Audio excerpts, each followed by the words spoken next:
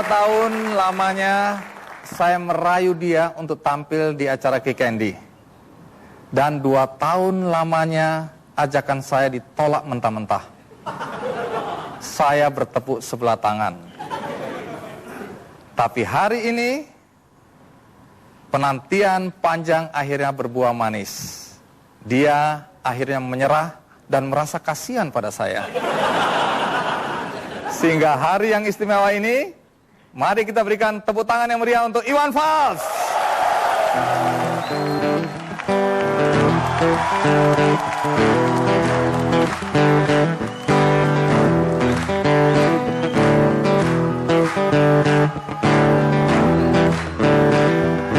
Kalau cinta sudah dibuang, jangan harap keadilan akan datang.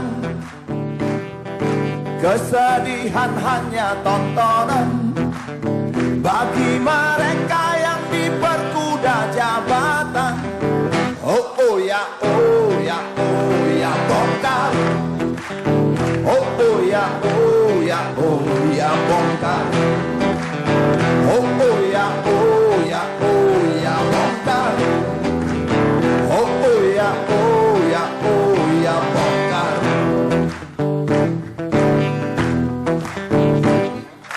Sabar, sabar, sabar dan tunggu. Itu jawaban yang kami terima. Ternyata kita mesti ke jalan, robohkan setan yang berdiri mengangkang. Oh oh ya, oh ya, oh ya, bongkar. Oh oh ya, oh ya, oh ya, bongkar. Oh oh ya, oh ya, oh ya, bongkar. Oh oh ya, oh ya, oh ya, bongkar.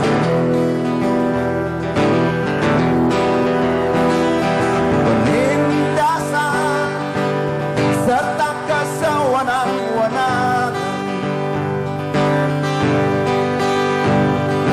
banyak lagi, amat banyak untuk disebutkan. Oi, hentikan, hentikan, jangan diteruskan.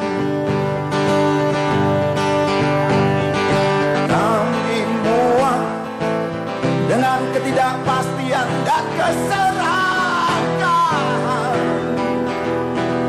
Di jalanan kami sandarkan cita-cita,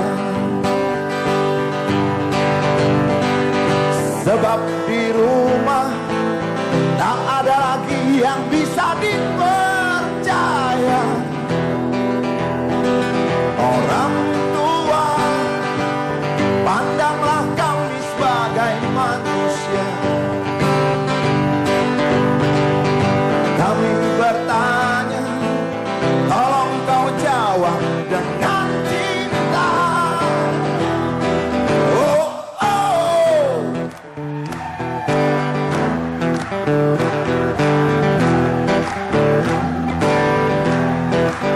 Oh oh ya, oh ya, oh ya, bongkar. Oh oh ya, oh ya, oh ya, bongkar. Penindasan serta kesewenang-wenangan, banyak lagi, amat banyak untuk disebutkan. Oi, hentikan, hentikan, jangan diteruskan.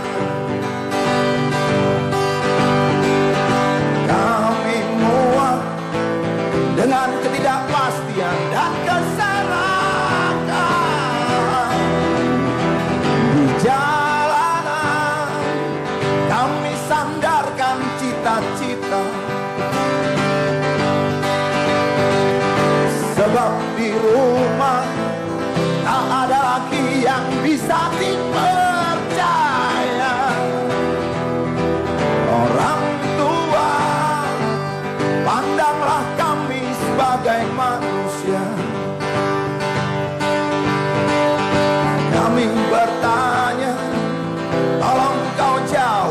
dengan cinta. Oh oh ya oh ya oh ya bongkar.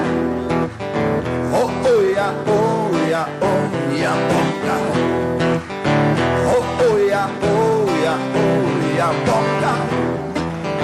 Oh oh ya oh ya oh ya bongkar. Oh oh ya oh ya oh ya bongkar. Oh oh ya oh ya oh ya bongkar.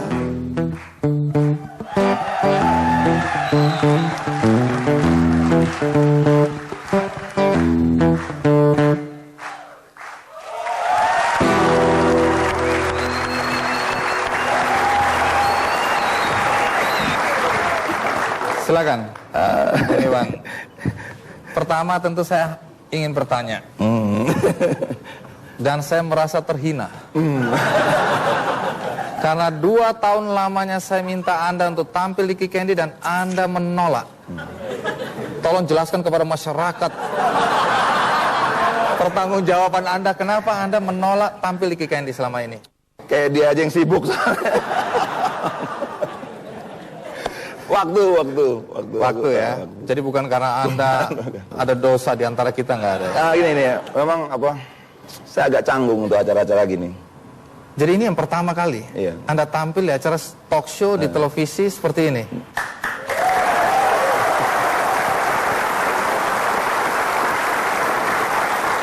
Tentu kita ingin tahu mengapa Anda akhirnya mau tampil di Kikendi.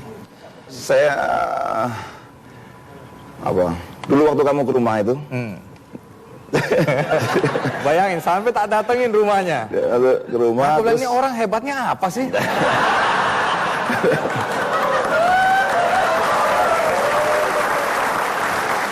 Saya nggak berdaya juga, utang janji sama teman-teman yang datang ke rumah juga. Kamu nonton musik, itu gimana kalau main di acaranya Kikendi, semua mau gitu kan? Waduh, sial lu.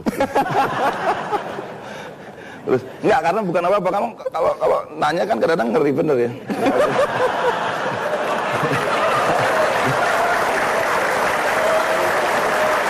Jadi aku bilang sama istriku nanti, udahlah nggak usah gitu ya. Tapi ya memang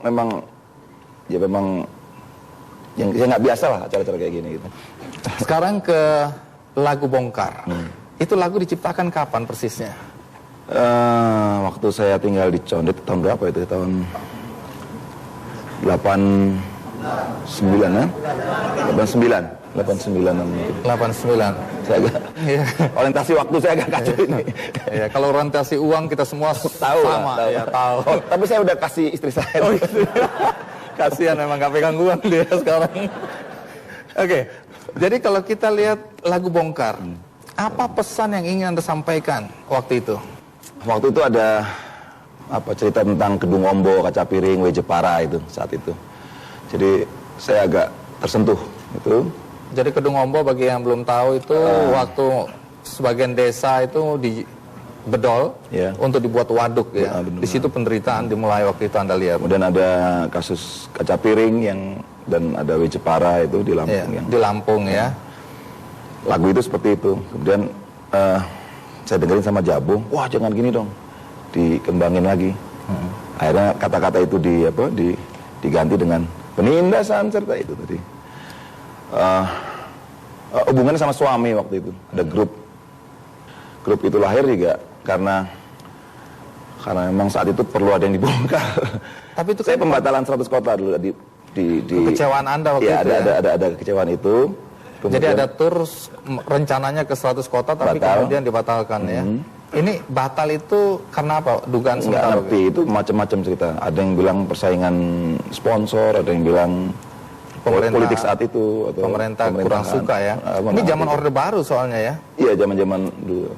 Ini kan waktu Orde Baru sangat sensitif. Kalau sekarang kan semua orang berani bicara.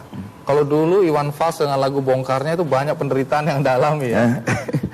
Jadi lagu Bongkar memang itu menyuarakan perasaan yang Anda rasakan ketika melihat situasi dan kondisi yang ada. Iya, sebenarnya sih lebih dari luar, tapi ternyata justru faktor membongkar yang ada di dalam itu yang juga justru lebih penting. Iwan versus Iwan lah, itu tuh dalam. Jadi ini pertentangan batin Anda pribadi juga di situ ya, terungkap dalam lagu Bongkar.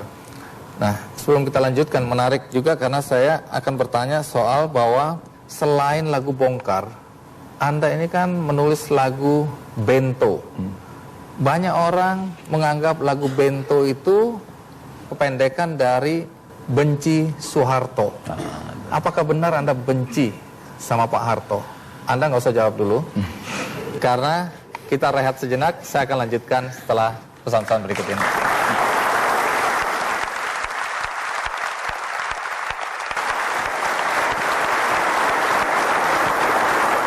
Kembali soal lagu Bongkar.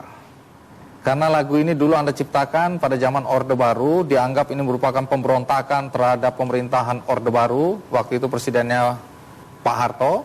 Dan kemudian lagu ini ternyata abadi, karena baru-baru ini majalah Rolling Stone Indonesia memberikan penghargaan Bongkar sebagai lagu terbaik dari 150 lagu terbaik sepanjang masa.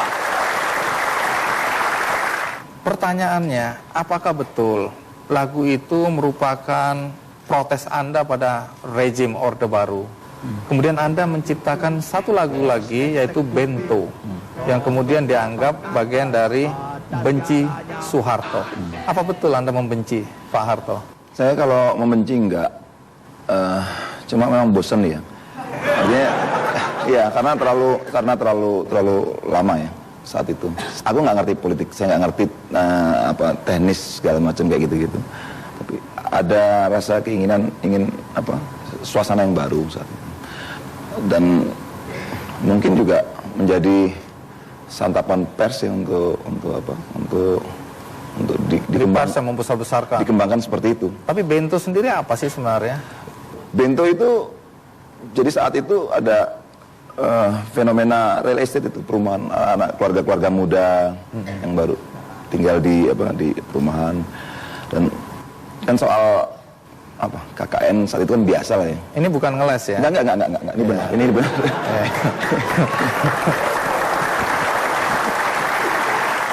Kalaupun saya pakai nama Bento, maksud saya supaya nggak sama aja. Saya pakai nama Andi gitu kan, nanti takut protes atau Budi atau siapa gitu. Jadi saya anggap bahwa Bento itu nggak ada nama yang sama. Walaupun pada akhirnya ada pemain bola dari Timur tuh namanya Bento. Akhirnya ada juga. Lantas berkembang menjadi plesetan-plesetan itu, benci Soeharto, Benteng Tommy atau Beni Soeharto. Saya nggak berdaya untuk masa harus menjelaskan hal-hal yang saya nggak lakukan itu. Anda ini kan anak tentara.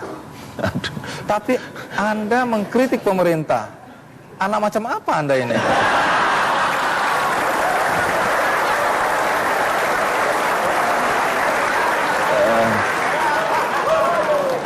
Saya anak baik-baik, saya cukup disiplin, saya pemegang sabuk hitam dan 4. Artinya orang untuk mendapatkan sampai dan 4 itu kalau nggak ada disiplin sulit ya. Tapi apakah orang tua tidak merasa miris melihat anaknya menciptakan lagu-lagu yang mengkritisi pemerintahan? Soal itu enggak, kalau orang tua selalu mendukung, kalau kamu yakin benar ya dia udah langsung. Yang ibu saya sesali kok nggak jadi insinyur itu. Tapi setelah melihat Anda seperti sekarang, apa Ibu masih menyesal? Wah, sekarang saya anak paling disayangi Ibu.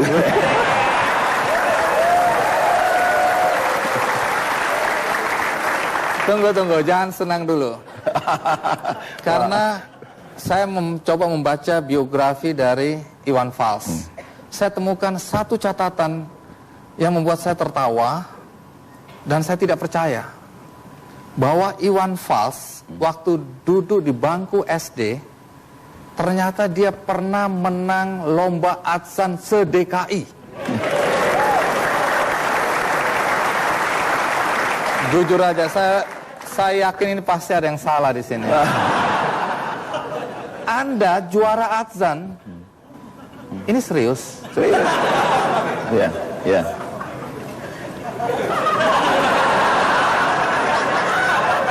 Jadi nggak heran dong kalau ada Bento, ada Bongkar, ada Umar Bakri, ada kemesraan.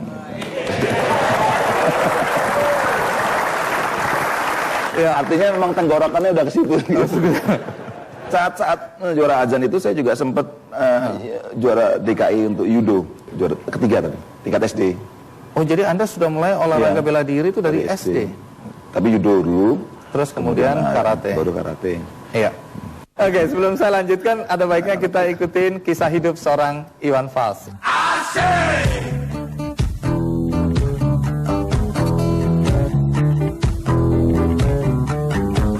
Wajahku ganteng, banyak simpanan, sekali lirik. Virjiawan Listianto lahir di Jakarta 3 September 48 tahun lalu. Kiprah musiknya yang demikian cemerlang sangat jauh berbeda dengan cita-citanya sebagai anak seorang tentara. Meski di usia dini, ia belajar banyak olahraga bela diri.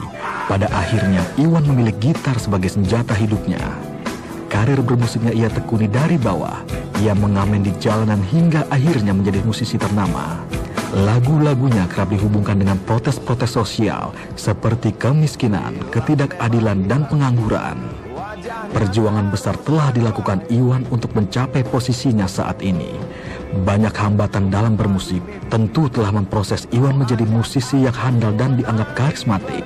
Bahkan majalah Time di tahun 2002 telah menobatkannya sebagai Asia The Greatest Living. Kalau aku punya mimpi di Slank tuh ada dua yang menginspirasi lewat musik itu, God Bless dengan kekerasan rocknya. Kalau lirik dan perjuangannya itu terinfluence sama Iwan Fals. Wah, dia musisi pertama karismatis ya. Mau orang, saya juga pernah di Lebak Bulus, dia show saya MC-nya. Itu luar biasa tuh, apa?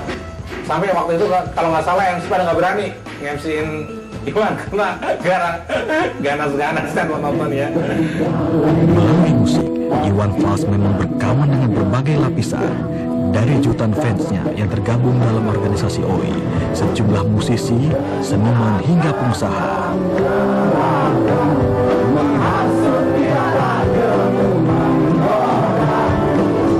Saya ingat sekali waktu itu kami berlima kalau seandainya habis rekaman jalan kaki. Jalan kaki dulu. Rekamannya di Gang Karung, di daerah mana saya agak lupa itu, di kota. Ya udah, itu ya yang kenangan saya yang paling dalam sama Iwan.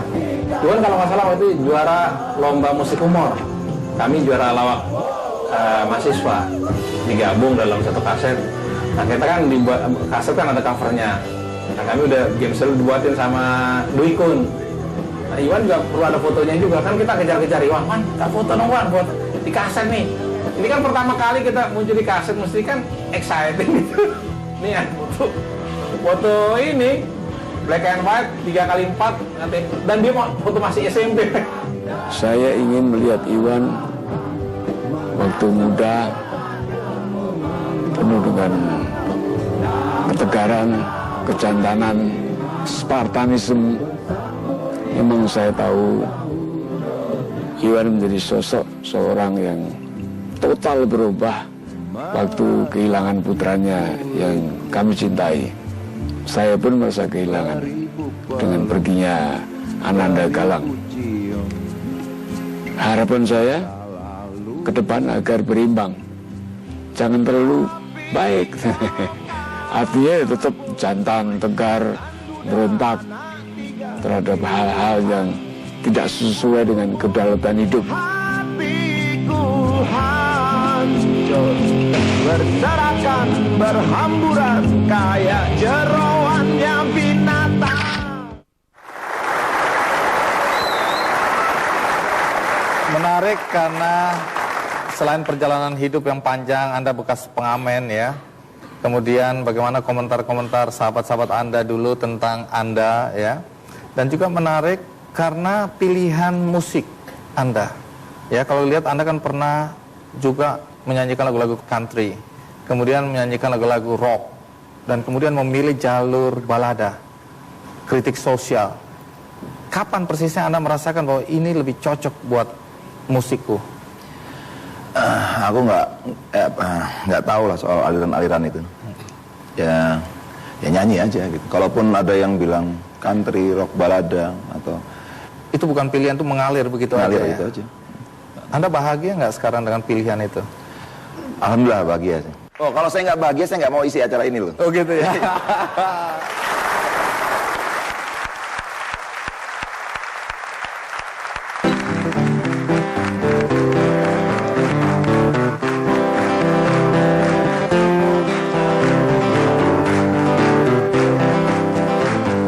Tas hitam dari kulit buaya. Selamat pagi, berkata Bapak Umar Bakri. Ini hari aku rasa kopi nikmat sekali. Tas hitam dari kulit buaya. Mari kita pergi memberi pelajaran ilmu. Pasti itu murid bangalmu mungkin sudah menunggu. Laju sepeda kumbang di jalan berlubang. Selalu begitu dari dulu waktu zaman Jepang. Terkejut dia waktu mau masuk pintu gerbang. Banyak polisi bawa senjata berwajah garang. Bapak Umar Bakri kaget apa gerangan. Berkelahi Pak jawab murid seperti jagoan. Bapak Umar Bakri takut bukan kepala. Itu sepeda butut dikebut lalu cabut kalang kabut cepat pulang. Shit. Standing dan terbang. Umar Bakri, Umar Bakri, pegawai negeri. Umar Bakri, Umar Bakri, 40 tahun mengabdi. Jadi guru jujur berbakti, memang makan hati. Umar Bakri, Umar Bakri, banyak ciptakan menteri. Umar Bakri, profesor, dokter, insinyur pun jadi. Tapi mengapa gaji guru Umar Bakri seperti dikebiri?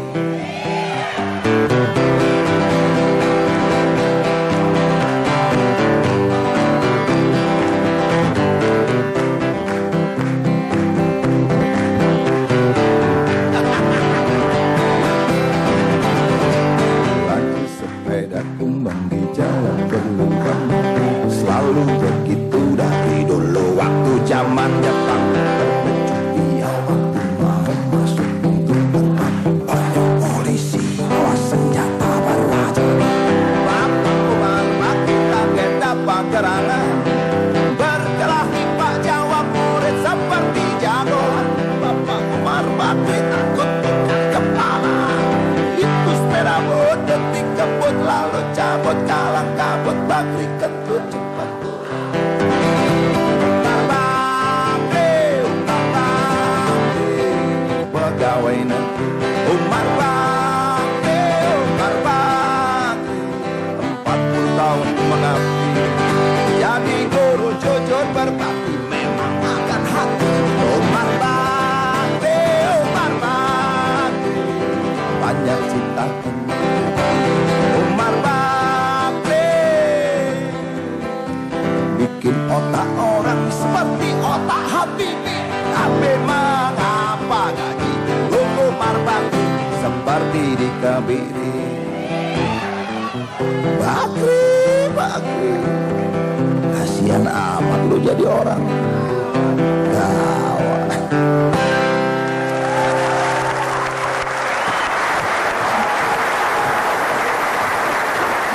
Inilah Umar Bakri ini bikin kacau aja.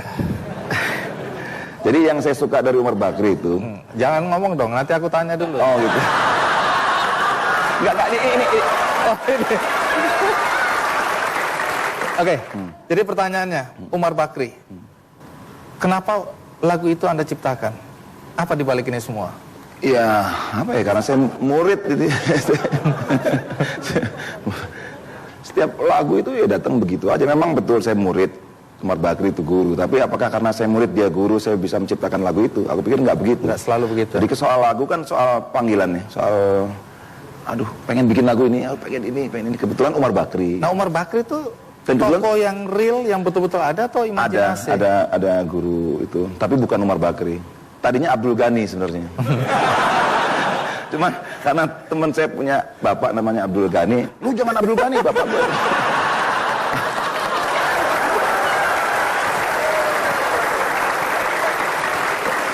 Akhirnya Umar Bakri, tapi ternyata ada juga yang orang namanya Umar Bakri. Umar Bakri. Jadi udah serba salah aja. Ya. Tapi pesan apa yang mau disampaikan di situ? Dulu nggak ada punya pesan apa-apa, saya bikin lagu gitu aja. Kemudian setelah lagu itu beredar dan saya coba menganalisa tentang lagu itu. Oh ya itu rupanya guru ya, kesederhanaan, keluguan, kewajaran, Pernah tahu nggak reaksi dia waktu dengar lagu Umar Bakri ini? ada satu tokoh, dia udah nggak mungkin pensiun. Sekarang hidupnya membantu orang-orang yang kena musibah. Jadi kayak ada tsunami umpamanya. Dia atau di Jogja ada gempa. Dia datang ke tempat itu naik sepeda. Kemudian ya dia kadang nggak punya apa-apa, ya dia bantu, dia pijitin orang-orang yang kena musibah, dia temani teman-teman yang hidupnya hanya itu aja sekarang. Tapi dia selalu lebih dulu kalau ada bencana. Ada. Tapi dia tahu bahwa Umar Bakri itu terinspirasi dari dia. Menurut dia begitu. Dia tahu ya.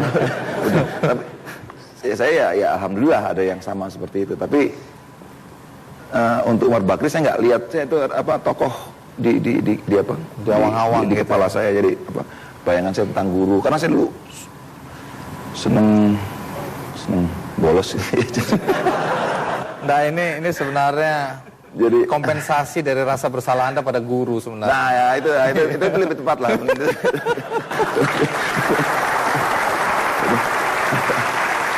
Iya. Ini dilahirkan atau diciptakan pada tahun-tahun awal 80-an atau 77 kalau nggak salah itu. Oh, 77 atau 75. Tapi edarnya 79 atau 80 gitu. Saya nggak hafal. sekitar gitu ya. Nah, soalnya kan Umar Bakri ini mengingatkan saya pada grup band namanya Babadotan. Babadotan. Nah, itu grup apa itu? Nama aja udah nggak jelas itu. Jadi Babadotan itu kalau pendaki gunung mungkin tahu, yaitu dari Sunda, jadi pohon-pohonan yang bau kentut gitu. Jadi daun-daun yang kalau bau gitu ya gitu. Nah, itu saya, Egy, ada Gum-Gum, ada Tony, main musik country. Sempat juara satu untuk, tapi belum sempat direkam. Oh ini Babadotan. Oh iya itu. Yang kribo siapa? Itu saya tengah. Itu Gum-Gum, itu kalau nggak salah siapa? Egy apa Tony? Egy ya. Terus kemana sekarang mereka ini? Egy sibuk sinetron. Gum-Gum udah pensiun dari kerja. Sekarang di Bandung dia. Coba ada Egy nggak di antara penonton ini? Coba Egy berdiri. Weh.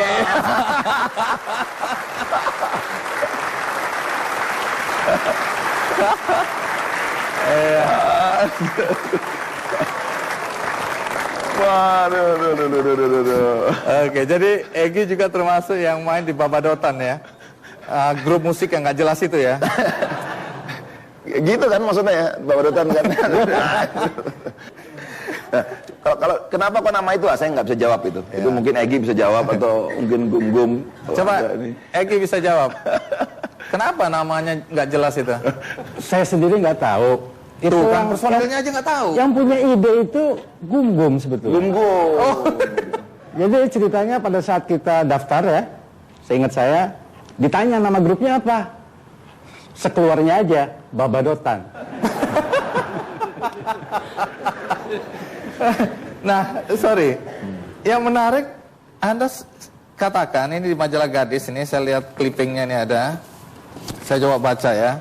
Di situ Anda menyebutkan waktu itu Anda orang yang tidak mau tampil ditemani orang lain atau musisi lain. Anda mau sendiri. Ini kesombongan lah, ini sombong lah. Tapi di sini Anda bilang bahwa hanya 2 orang yang Anda tanda kutip izinkan untuk mendampingi, yaitu yang pertama Dedek Haris. Karena katanya kalau Anda main itu gripnya itu bisa berubah-ubah gitu, berbeda-beda tiap hari. Itu sebenarnya orang yang nggak bisa main gitar itu sebenarnya. Nah, terus ini almarhum ya Dedek Haris ya.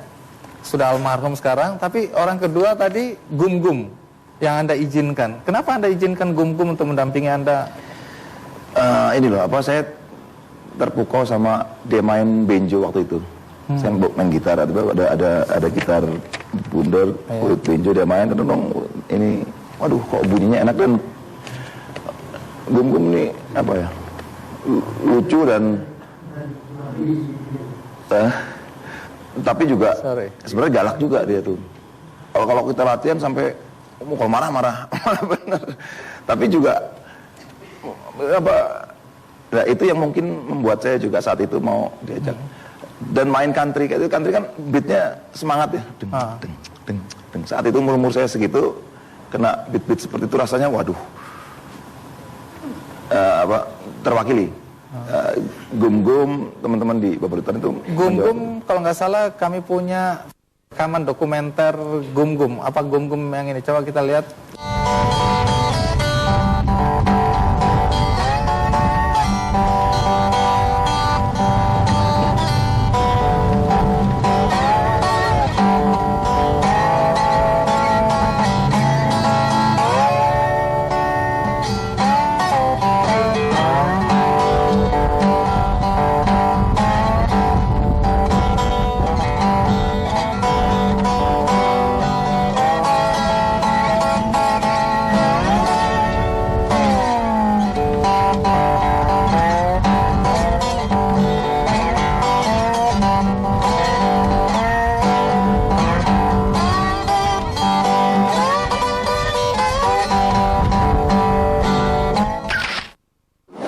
Berapa lama Anda nggak ketemu Gum Gum?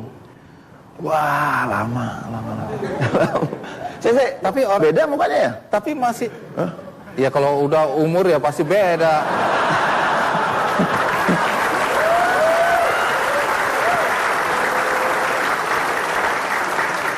Perasaan jadi tambah galak gitu ya.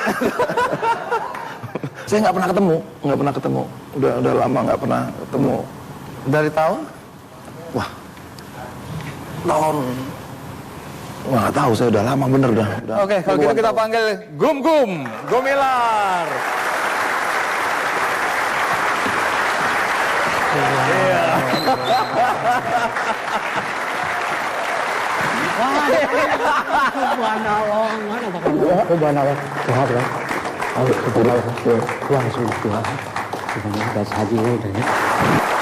Ini teman lama, saking lama. Oke, Kang Gum Gum, silakan duduk sini nih. Saya mau tanya, ini jangan-jangan banyak sekali kebohongan Iwan yang harus diungkapkan malam ini. Anda kenal dia di mana? Masih SMA. SMA. Saya sudah kerja dan sambil kuliah. Masih celana abu-abu, baju putih. Anak kecil sekali, tapi punya potensi. Betul. Nggak, dari mana Anda tahu anak kecil itu punya potensi? Maaf, sebelum Babadotan ada, dia sudah punya nama sebetulnya di Bandung. Jadi Anda mulai akrab dengan Iwan Fals di mana? Nah, ini curiga saya. Coba. Curiga ya. Curiga kenapa? Kenapa ngedeketin saya? Jangan-jangan ada kaitannya dengan Teh Ios. Ayo, aku subhanallah. Wah, ini kacau ini. Tunggu, saya selama ini cuma dengar kabar bahwa Iwan ini karena naksir sama yang namanya Rosana atau kita biasa panggil Mbak Yos, itu memanfaatkan Anda, apa betul itu? Yang penting ujungnya ya, dapatkan istri yang solehah ya. Amin. Subhanallah. Dan perempuan yang kuat. Jadi beruntung sekali dia Beruntung ya. sekali. Berarti yang rugi perempuannya ya. Bukan, nggak musibah ya, bukan musibah. Oh, bukan musibah. Iya. Subhanallah. Jadi apa yang Anda lihat dari seorang Iwan waktu Anda di IKJ ya waktu itu ya, atau LPKJ, Lembaga Pendidikan Kesenian Jakarta. Sekarang jadi Institut Kesenian Jakarta. Betul. Potensi apa yang Anda lihat dari seorang Iwan waktu dia masih kecil itu? Kuat. Semangatnya kuat. Yang disampaikan itu adalah saya akan jadi penyanyi besar, penyanyi terkenal dan terbukti. Itu yang saya salut. Subhanallah. Betul. sebenarnya. Jadi udah berapa lama sebenarnya Bang Anda Iwan nggak sudah. ketemu Iwan? 30 tahun ya? Iya. 30 tahun. Saya sudah kakak memang 10 tahun beda lebih tua saya. Iya. Ya kelihatan lah kalau itu. Bang Andi ini paling nih. Pak Mahfud aja jongkir. Kenangan apa yang paling melekat dalam ingatan Anda soal Iwan Fals? Ya memang saya tekad. Terus saya suka apa? Hal yang kecil diperhatikan. Boleh saya nginep di rumah Bang Iwan, tapi anduk tidak boleh pakai, betul nggak? Itu betul, dan saya lakukan sekarang kepada anak-anak saya. Anak saya ataupun saya, tamu, sediakanlah handuk sendiri. Apalagi sikat gigi ya. Jangan-jangan yang dikasih bekas sepatu. Tapi bagaimana perasaan Anda melihat sahabat Anda, teman Anda, walaupun adik kelas ini ya? Anda satu kelas sama istri? Betul, satu kelas tapi memang saya jauh lebih tua, 10 tahun juga ada perbedaannya. Iya, Anda sudah kerja ya? Betul. Anda kerja kemudian Anda kuliah lagi, Betul. bergaul dengan anak muda ini. Betul. Dan memang dia ini ngejar-ngejar Mbak Yos.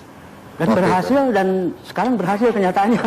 Oh, waktu itu Gubun punya grup ini Bencelung. Humor. Musik humor. Itu saya sendirian mulai ingat gabung ini ya? sama grup. Terus entah kenapa Yos. Soal istri ini penting karena ada pengakuan yang jujur dari seorang Iwan bahwa dia masuk IKJ demi seorang calon istri waktu Yang itu. solihah. Betul. Ya. Benar. Dan sesudah dapat dia berhenti kuliah. Nanti cerita, Anda harus cerita. Tapi Nggak, saya jadi ngebayangin ini ya, boleh nih. Saya ngebayangin Mas Andi kalau di rebonding ini.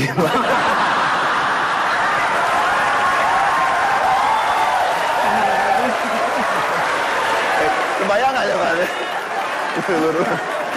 kelihatannya sudah mulai ada dendam di antara kita.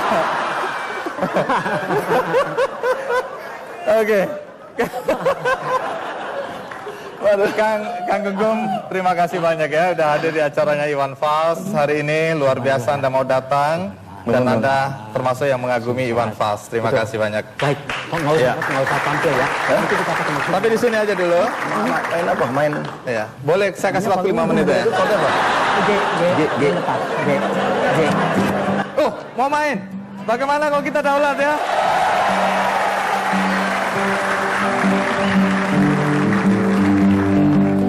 Saya ini si gembala sapi. Yokle. Gimana Egi? Inilah kerjanya si gembala sapi. Apa yang kau pikirkan lagi? Saya ini si gembala sapi. Yokle.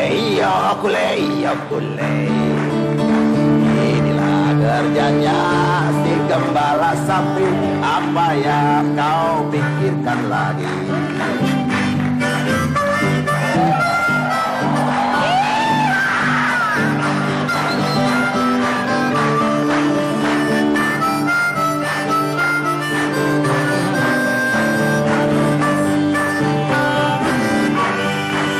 Bila hari sudah petang, sapi pulang ke kandang, saya urut dari belakang. Inilah kerjanya si gembala sapi. Apa yang kau pikirkan lagi?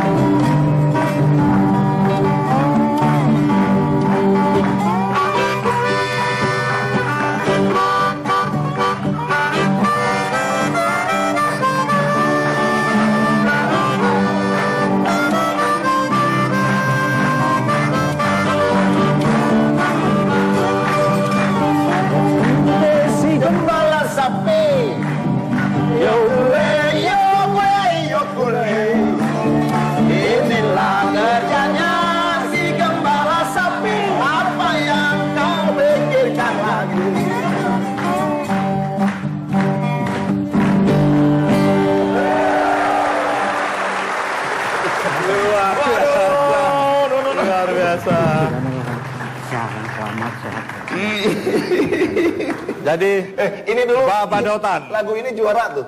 Juara apa? Ya, festival country Trisakti waktu bikin itu. Oh, jadi itu tadi. Aduh. Ya. Banyak isu atau rumors di sekitar konser-konser Anda. Termasuk tadi kita bicara rencana konser di 100 kota yang berantakan.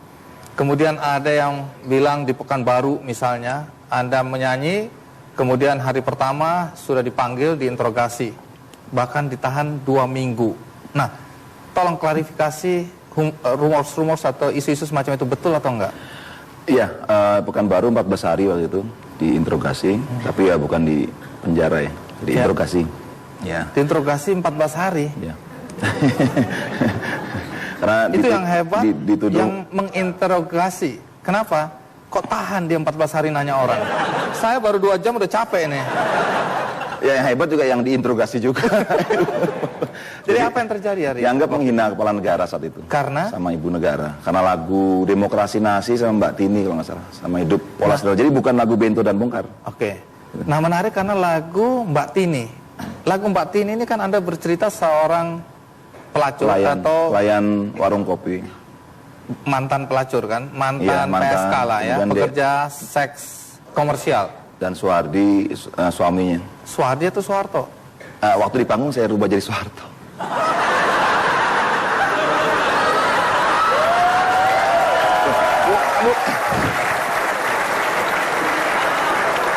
Tunggu, supaya jelas lagu itu bercerita tentang apa? Supaya kita dengar jelas. Jadi tentang supir sama pelayan warung. Itu kan selalu ada, sering ketemu ya. Iya. Ya, dia ingin membentuk rumah tangga yang sakinah mawadah.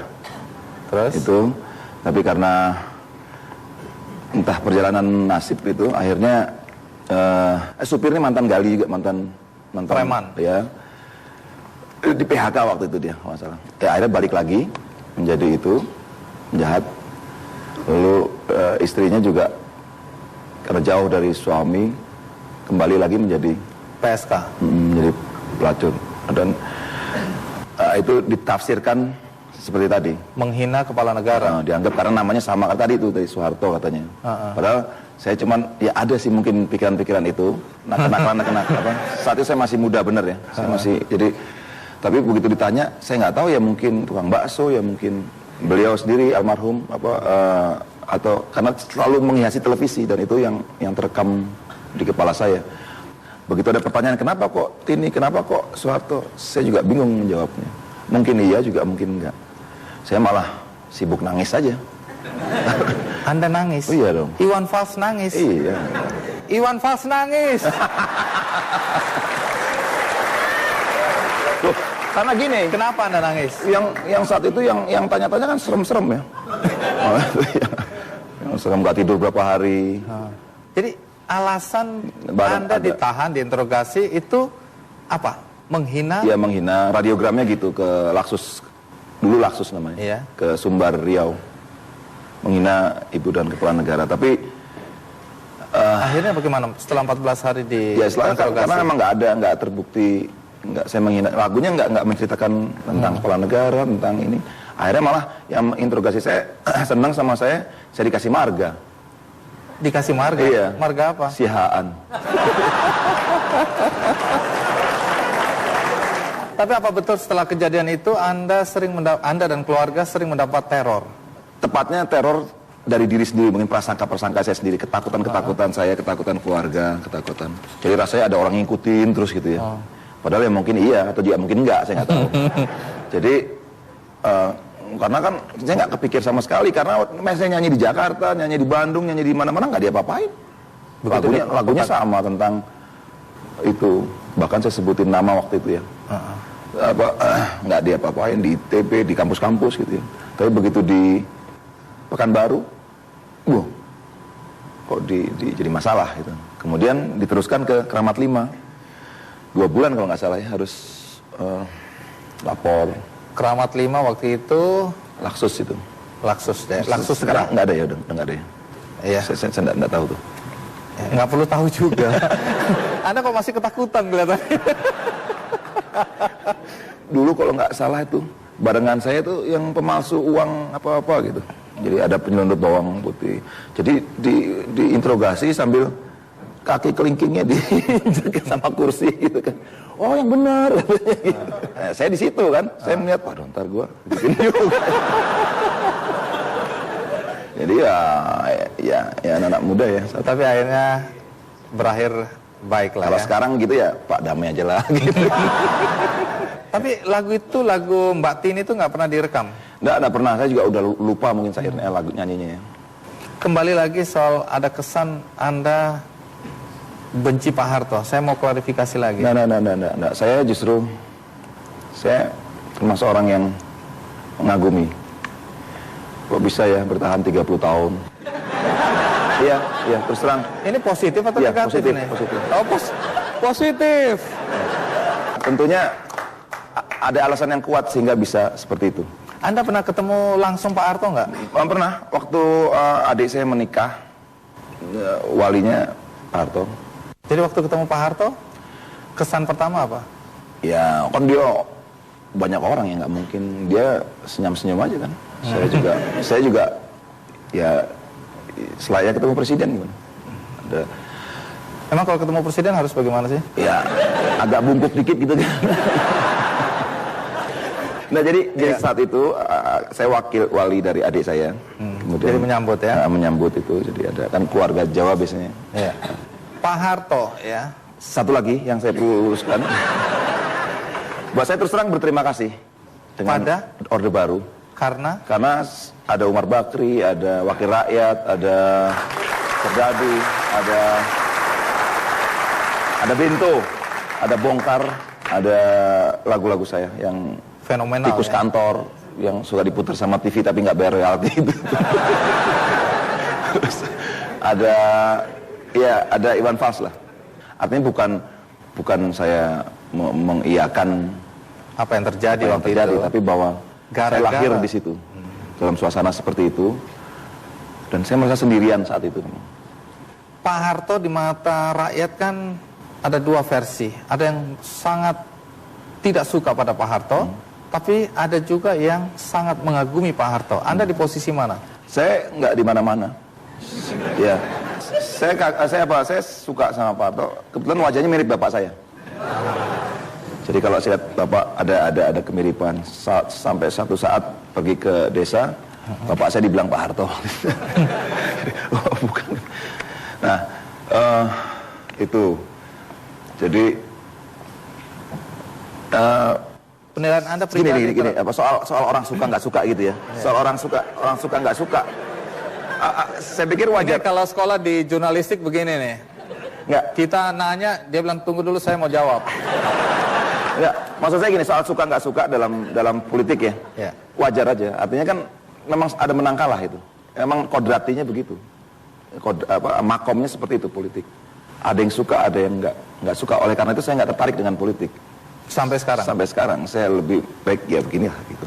Walaupun politik sebagai inspirasi buat saya. Menarik sekali karena waktu saya datang ke konsernya Iwan Fals ya, pulangnya saya lihat semua orang dibagi-bagi pohon atau bibit pohon. Apa yang terjadi? Ya sederhana aja, saya punya anak masih 7 tahun, saya nggak mau anak saya nggak punya oksigen yang bagus gitu. Sementara cerita-cerita tentang lingkungan kan kabar buruk ya. Kutub utara mencair, selatan mencair, dan kita terancam dari mana-mana. Dari jalan keluar adalah menanam, lalu merawatnya. Nah, saya coba tanamkan sama manajemen, sama teman-teman yang datang ke rumah, OI atau Falsmania atau siapapun yang datang ke rumah. Ayo tanam, udah tanam, lalu merawat. Jadi itu yang saya pernah baca, satu pohon katanya untuk 2 orang oksigennya. Gitu. Jadi itu yang mengilhami Anda untuk membagi-bagikan pohon. Nah itu kan kemudian saya dengar-dengar Anda akan melahirkan satu album baru lagi, Keseimbangan. Nah di situ banyak juga pesan-pesan atau lagu-lagu yang liriknya punya pesan kuat tentang lingkungan. Salah satu kalau nggak salah ada lagu Suhu. Apa hebatnya lagu Suhu ini? Suhu kalau dipaksakan ke lingkungan ya bisa tentang keseimbangan gitu. Tapi saya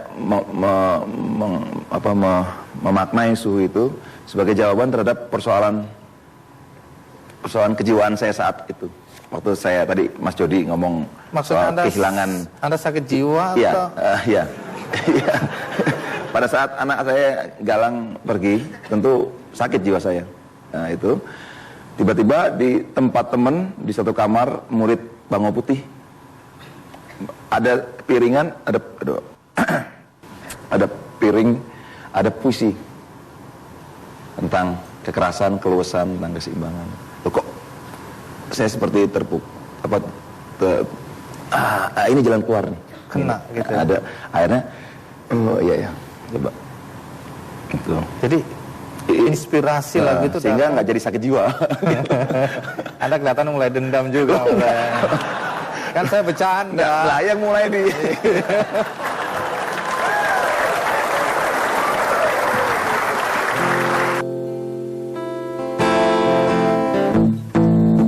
Kekerasan ada batasnya,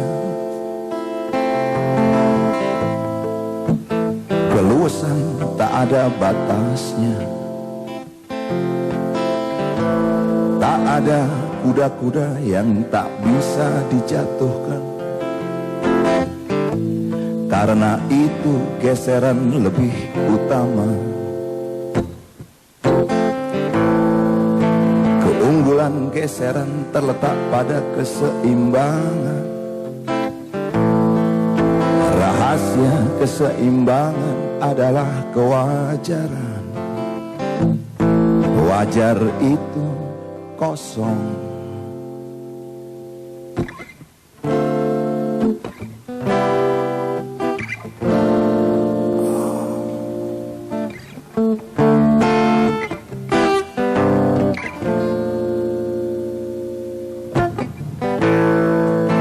Membentur dapat diukur, menempel sukar dikira. Mundur satu langkah, maju 8 langkah. Kosong dan isi bergantian menuruti keadaan.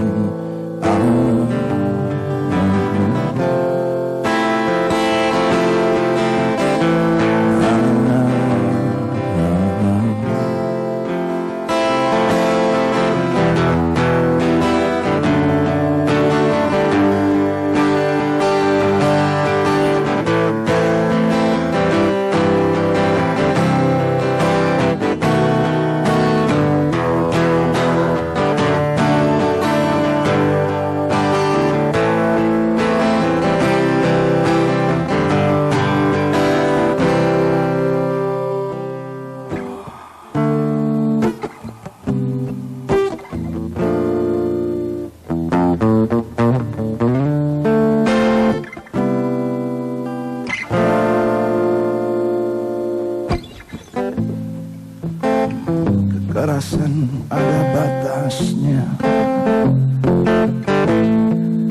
keluasan tak ada batasnya.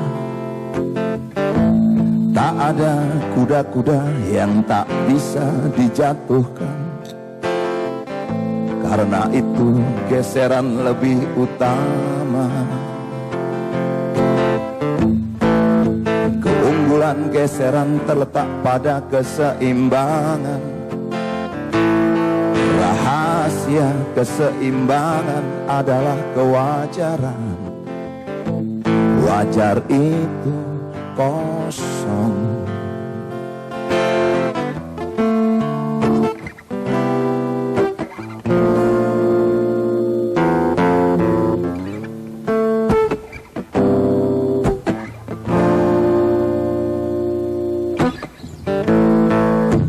Membentur dapat diukur, menempel sukar dikira. Mundur satu langkah, maju 8 langkah. Kosong dan isi bergantian menuruti keadaan.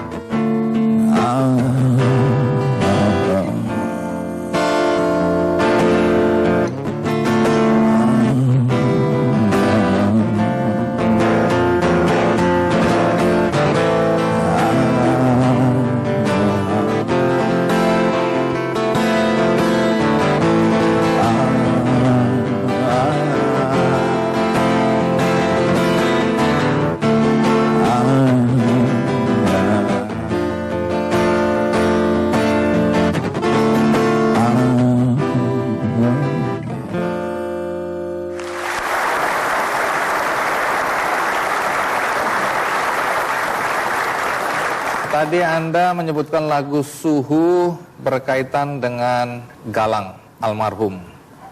Pada tanggal 25 April tahun 1997 adalah momentum terbesar dalam hidup Iwan karena dia kehilangan ananda tercinta. Kenangan apa yang paling dalam yang Anda rasakan tentang Galang? Iwan Fals mah kecil gitu. Kenapa? Ya karena dia mulai menentukan hidupnya sebagai pemusik.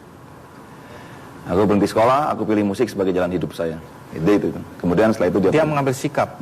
Pada saat usia berapa itu? Umur 15. Umur 15 dia sudah datang pada Anda. Dia bilang dia tidak mau melanjutkan sekolah. Ya, dia mau main musik. Dia mau bermain musik. Anda izinkan waktu itu?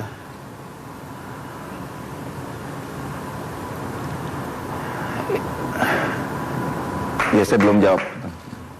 Sebagai seorang ayah, apakah Anda kaget mendengar anak Anda pada usia 15 tahun sudah menyatakan sikap seperti itu?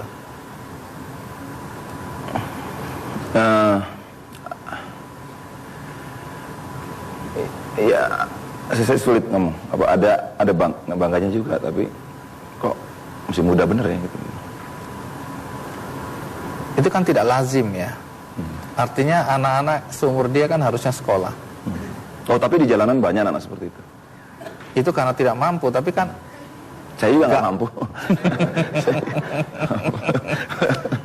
Tapi menarik karena Anda akhirnya mengikuti jalan pikiran Galang ya, bahwa dia bermain musik dan tidak sekolah lagi. Ya, saya bisa apa? Nggak bisa. Ya, paling nasihat selalu. Tapi kan punya pilihan-pilihan dan masuk akal buat saya. Dan dia buktikan di album Bunga. Dan saya lihat latihan dia, kesempat ke studionya saya perhatiin. Cuma dia sendirian di studio itu, teman-temannya belum datang. Dia tepat waktu. Ya. Banyak orang tidak berani memberikan pertanyaan ini atau tidak nyaman untuk bertanya pada Anda. Tapi hari ini saya memberanikan diri untuk bertanya pada Anda. Apakah Galang meninggal karena overdosis menggunakan obat-obat terlarang? Nggak, ya itu nggak ada apa? Memang ada gangguan pernafasan, dia agak nggak bagus ya di pernafasan dia. Iya. Sempat dia seperti layaknya anak-anak umur situ mencoba ya. Ini Pak ini ganja, ini apa? Putau saat itu atau ini udah. Tapi udah tahu ya udah, aku udah tahu. Terus aku mau musik, mau latihan segala macam. Tapi saya percaya sama dia cepat tahapan itu dia lewat itu. Dan dia lewatin dengan gagah, dia albumnya diselesain. Ya, sebelum saya tanya lebih jauh bagaimana saat-saat kematian seorang Galang, kita rehat sejenak, saya akan lanjutkan setelah pesan-pesan berikut ini.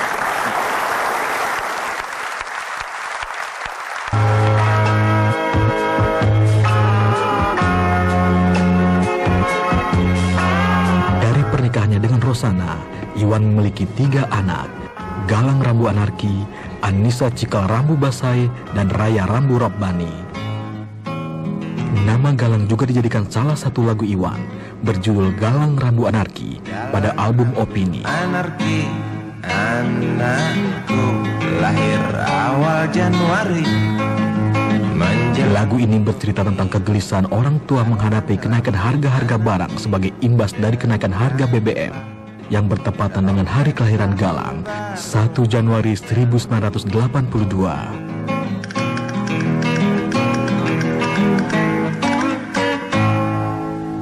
Nama Cikal sebagai putri kedua juga diabadikan sebagai judul album dan judul lagu Iwan Fals yang terbit tahun 1991.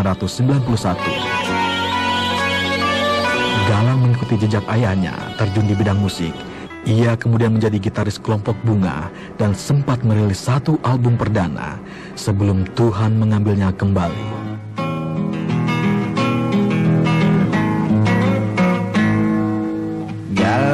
Galang Rambu Anarki meninggal pada bulan April 1997 secara mendadak. yang membuat aktivitas bermusik Iwan Fals sempat vakum selama beberapa tahun. Dan baru tahun 2003 ia aktif kembali. Kehangatan keluarga ini bertambah dengan lahirnya putra ketiga mereka, Raya Rambu Rabbani, di tahun 2003.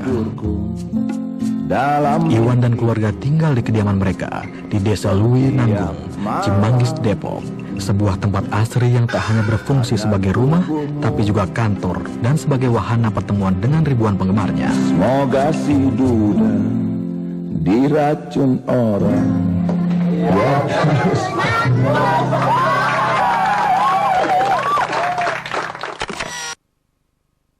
Seberapa jauh kepergian Galang itu menjadi kehilangan Anda? Ya, saya kehilangan. Katanya Anda sempat guncang dan termasuk lama. Anda seakan-akan melarikan diri dari hiruk pikuk musik. Apa yang Anda lakukan saat-saat kehilangan Galang? Lahir OI.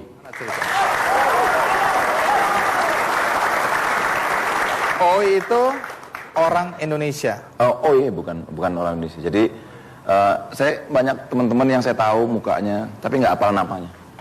Kadang-kadang, Bang, oi, ya itu. Saya kan kalau manggil, waduh siapa namanya? Tapi saya tahu karena sering ke rumah gitu. Cuman nama saya nggak. Akhirnya, oi, ya udah, oi. Jadi Anda merefleksikan kehilangan Galang itu dengan menggalang ormas, anak-anak, dan Anda menganggap Anda adalah ayah dari anak-anak itu.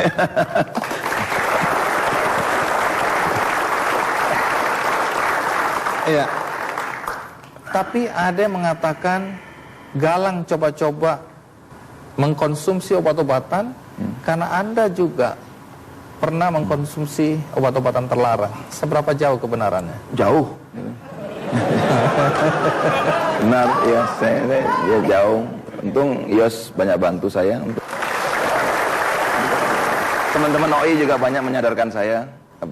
Falsmania juga, pers juga itu, keluarga saya, teman-teman. Berapa lama Anda tenggelam dalam urusan narkoba ini?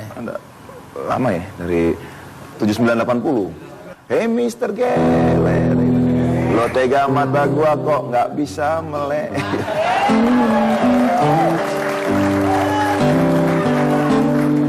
Itu generasi banyak yang frustasi. Itu ya. Itu. Nah, ada yang mengatakan bahwa Anda sangat menyesali kehilangan Galang karena Anda merasa belum tuntas sebagai seorang bapak. Iya, karena Galang ngomong, wah papa tuh kecil gitu. Saya ingin menunjukkan besar saya sama dia, tapi belum sempat. Bukan Seberapa besar peran istri untuk menguatkan Anda? Oh besar dia. Dia besar. Dia itu kalau nggak cengeng dia itu nggak cengeng. Jadi Anda lebih cengeng dari istri ya? Iya. Anda kok jujur sekali ya? Oke. Kalau gitu kita tanya langsung ke istri. Pertanyaan yang paling saya suka dan saya selalu ulang-ulang adalah mengapa Anda mau kawin sama Iwan? Yang pasti karena waktu saya kuliah, karena waktu itu ya masih jelas masih ganteng tadi.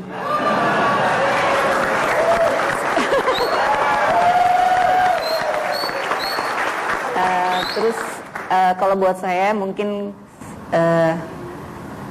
karena waktu itu Iwan pernah menyerahkan kepada saya sebuah demo dan saya dengerin. Waktu itu saya kuliah di IKJ di seni rupa. Siapa Sebelumnya gitu. Anda nggak kenal siapa dia? Enggak, saya nggak kenal, saya nggak pernah tahu. Iwan pernah tanya, tahu nggak dia siapa gitu, saya nggak tahu. Rupanya dia GR. Anda nggak ngetop Anda. Waktu Anda dengarkan? Ya, begitu saya dengerin sekali, dua kali, saya pikir orang ini baik banget ya, seumur, ya artinya waktu itu saya kenal saya lebih tua 1 tahun daripada Iwan dan saya pikir dia sangat memperhatikan hal yang waktu itu kan lagu-lagunya beda ya. Kalau saya denger lagu yang masa saya kuliah tuh nggak ada yang kayak Iwan gitu. Jadi saya pikir pasti baik. Nah, kalau lihat perjalanan hidup Iwan tadi, tidak semua perempuan bisa bertahan. Karena tadi ada ancaman, teror, apalagi jiwanya suka mengkritik ya. Apa yang membuat Anda bisa bertahan berada di samping seorang Iwan? Sekian puluh tahun saya bersama Iwan, pasti saya punya tekad untuk mewujudkan satu keluarga yang jangan kawin cerai mungkin, karena memang itu yang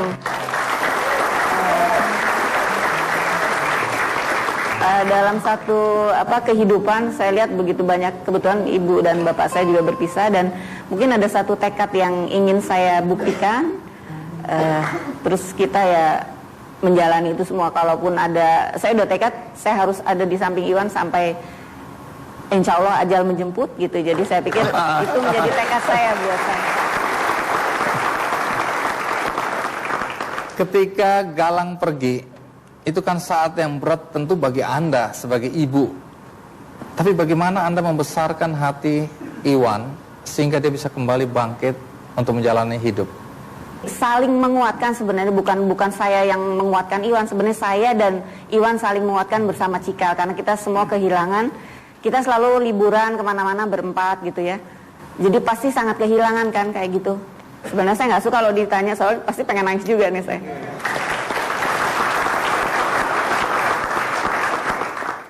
Waktu Galang lahir, Anda menyanyikan atau menciptakan lagu dan kemudian menyanyikannya Galang Rambu Anarki. Apakah Anda masih menyanyikan lagu itu sampai sekarang? Masih, kadang-kadang masih. Bisa Anda nyanyikan sedikit nggak bait Galang Rambu Anarki? Satu-satu. Galang Rambu Anarki, anakku, lahir awal Januari, ya, menjelang pemilu. Galang Rambu Anarki, dengar trompet tahun baru menyambut.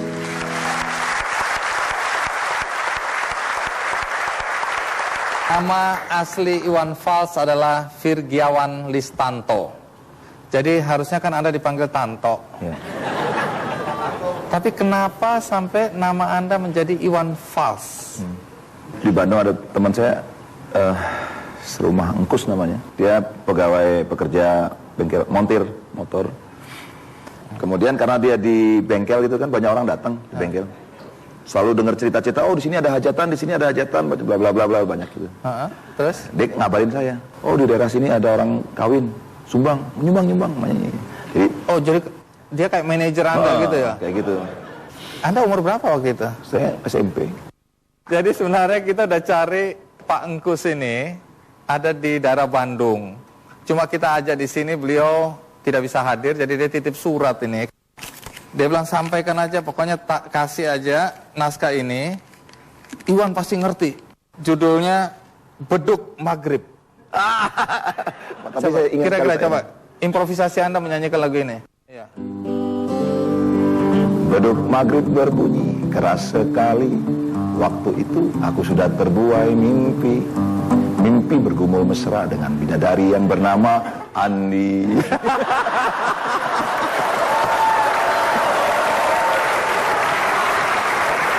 Jadi udah berapa lama gak ketemu Engkus ini? Iya, terakhir agak saya dengar kabar sakit-sakitan. Ya mudah-mudahan Engkus nonton cepat sembuh nih. Ya mudah-mudahan. Kalau coba Anda pesan di sini dong, kalau Engkus nonton mungkin ada kata-kata yang perlu disampaikan. Ya cepat sembuh Kang. Dan karena Mang Engkus sudah sembuh, maka kita hadirkan di studio ini.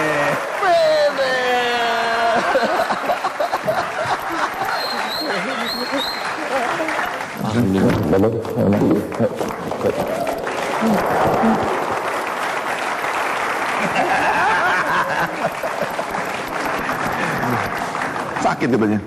Ya biasa. Oke, Mangkus, terima kasih banyak sudah hadir di acara Kick Andy ini. Silakan duduk, Mangkus. Kenapa dulu Anda kasih nama Iwan Fals? Dulu itu waktu di Gedung Merdeka ceritanya.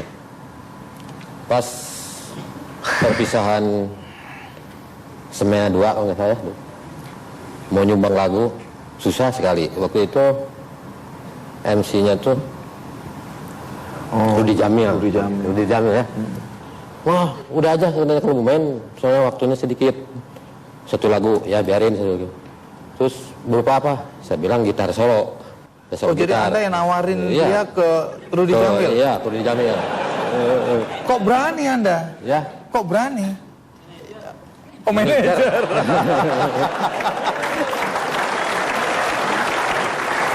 Rudy Jamil waktu itu agak keberatan. Dia Ya. tanya, apa?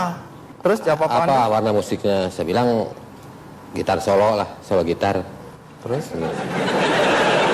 Namanya, terus nanyain apa namanya? Bingung saya. Ah, udah aja Iwan Fals. Iwan Fals. Ada gitu. Oh iya, ya. Tapi ingat cuma 2 lagu paling banyak. Ya. Waktu itu main sama Rollis ya. Rollis. Nah, ke belakang, dipanggil sebenarnya. Nanti kalau ada yang manggil Iwan Fals, cepet ke depan. Oh.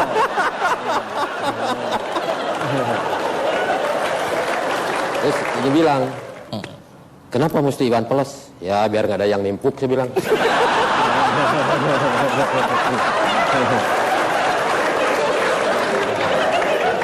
Bagaimana Anda melihat Iwan Fals sekarang? Bangga aja. Dia udah jadi musisi besar. Apalagi sekarang udah jadi haji ya. Jangan jadi Haji Mabrur. Jadi Anda bangga pernah menjadi manajer Iwan Fals ya? Padahal saya nggak pernah merasa jadi manajer. Tapi dulu dapat honor nggak? Dibagi nggak? Dulu boro-boro dapat honor, paling dikasih juga pisang ya.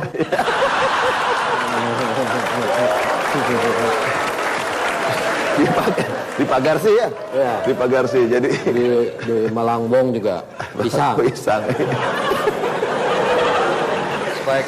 Nah, kalau banyak juga orang mulai melihat Anda dalam usia kemudian sudah berubah, apalagi ketika ada sebuah album yang Anda terbitkan judulnya 50-50, 50-50 atau separuh-separuh, yang kemudian katanya lebih berbau cinta ketimbang kritik sosial. Ada yang bilang Iwan sudah berubah. Saya nggak merasa berubah, dan itu saya mau begitu memang.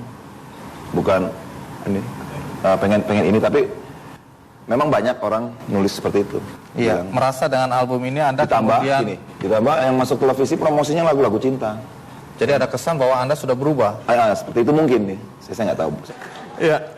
Jadi kalau kita bicara dulu Anda kritis terhadap Orde Baru dengan mengeluarkan lagu-lagu yang sangat kritis terhadap kondisi yang ada. Apakah dalam album Anda yang akan datang, karena Anda akan mengeluarkan album baru, Anda tetap kritis menyikapi apa yang terjadi di... Ya, kalau memang itu menjadi cap saya, menjadi cap saya ya, kalau itu memang bahasanya kritis itu ya saya begini aja gitu. Saya penyanyi biasa aja gitu. Nonton acara kamu kan, kadang-kadang wah jadi inspirasi juga buat saya. Saya selalu terharu melihat acara-acara yang ngangkat kayak perjuangan-perjuangan apapun itu, sehingga memotivasi. Itu kan luar biasa. Kalau konteksnya Indonesia, 200 juta orang perlu dimotivasi dengan dalam cerita, maaf Pak Sugeng mungkin dengan... Ya, hari ini kita kedatangan tamu istimewa Sugeng Siswo Yudono dengan 1000 kaki palsu gratisnya. Coba Sugeng berdiri. Bagi Anda yang baru saja mengikuti acara ini, belum sempat menonton, mendengarkan tadi bagaimana Iwan Fals menjelaskan persoalan-persoalan dalam kehidupan dia, juga istrinya Iwan Fals, maka Anda bisa membacanya di Media Indonesia Minggu. Kalau biasanya saya membagikan buku, hari ini saya ingin membagikan VCD artis original, yaitu Iwan Fals dalam albumnya 50-50. Ini untuk Anda semua yang ada di sini. Dan bagi Anda yang berada di rumah, jangan khawatir, Anda juga bisa memiliki album ini dengan mengakses ke kickandy.com. Di ujung acara ini, Anda akan menyanyikan satu lagu yang Anda ambil dari album terbaru. Ya. Judulnya apa? Aku Menyayangimu. Apa arti lagu ini buat Anda?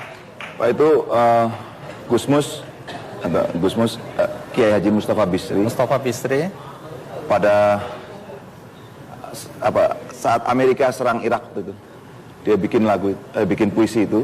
Kemudian di acara yang berhubungan dengan peristiwa itu, dia di hadapan orang banyak bilang bahwa syair ini akan saya serahkan sama Iwan.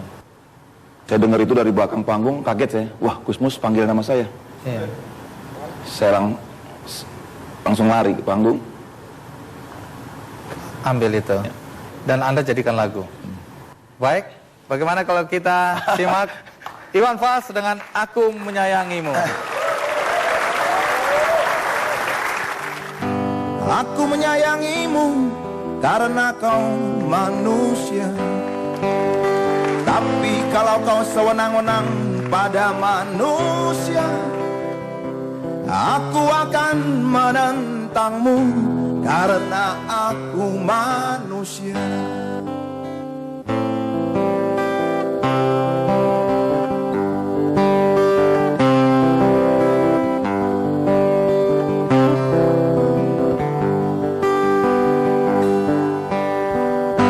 Aku menyayangimu karena kau manusia.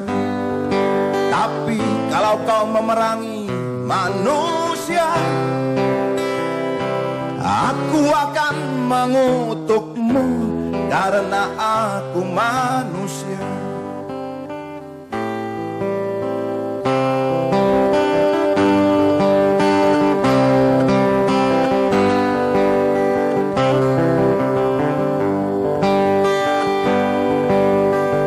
Aku menyayangimu karena kau manusia. Tapi kalau kau menghancurkan kemanusiaan, aku akan melawanmu karena aku manusia. Aku akan tetap menyayangimu karena kau tetap manusia. Karena aku manusia, aku akan tetap menyayangimu karena kau tetap manusia. Karena aku manusia.